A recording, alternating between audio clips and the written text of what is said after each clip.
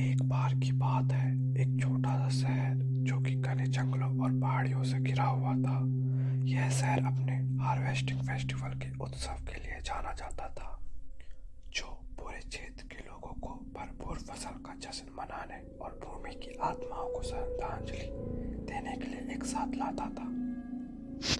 फिर एक साल एक सिमरन नाम की लड़की ने उत्सव के दौरान शहर का दौरा करने का फैसला किया। वह एक बाहरी व्यक्ति थी और शहर में किसी को नहीं जानती थी, लेकिन वह त्योहार की सुंदरता और लोगों के उत्साह से काफी आकर्षित थी। त्योहार की रात में सिमरन ने खुद को अंधेरी घुमावदार सड़कों पर भटकता हुआ पाया। उत्सव का संगीत और हंसी हर कदम के साथ धीमी होती जा रही थी। अचानक उसने झाड़ियों में सरसराहट सुनी और चमकती आंखों की एक झलक देखी। वह भागने ही वाली थी कि किसी ने आगे बढ़कर उसका हाथ पकड़ लिया। ये क्या? यह तो एक बूढ़ी औरत थी जो फटे पुराने कपड़े पहने हुए थी, और उसकी गहरी आवाज से सिमरन के शरीर में कंपन पैदा हो गई थी।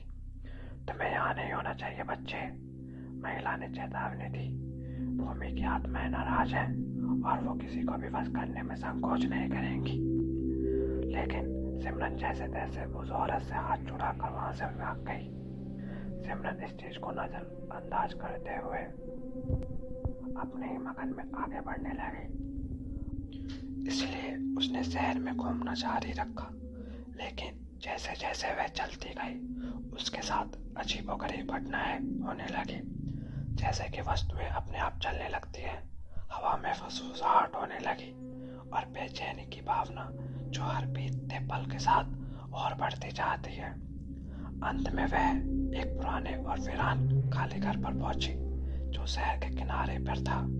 जिज्ञासा से भरी सिमरन ने उसमें प्रवेश करने का फैसला किया, लेकिन जैसे ही सिमरन ने उस घर के अंदर कदम रखा उसे तुरंत एक बर्फीली ठंड महसूस हुई जो उसकी हड्डियों में रिश्ती दिखाई दे रही थी। जैसे ही वो घर के और अंदर गई उसे अजीब वस्तुओं और भूमि की आत्माओं के प्रसाद से भरा एक कमरा मिला। और फिर उसने क्या देखा कि छाया में खड़ी एक परछाई है जिसकी आंखें एक अलौकिक प्रकाश से चमक रही थी। सिमरन ने दौड़ने की कोशिश की, लेकिन वह इतनी डर गई थी कि वह हिल भी नहीं पा रही थी। जैसे ही परछाई आगे बढ़ी उसने देखा कि वही बूढ़ी औरत है जो उसे सड़क पर मिली थी।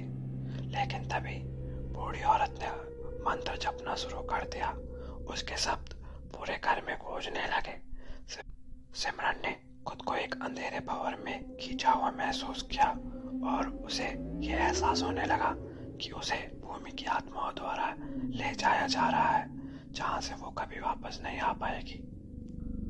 उस दिन के बाद शहर को शापित माने जाने लगा और कोई भी शहर के किनारे पर छोड़े गए घर में प्रवेश करने की हिम्मत नहीं करता था।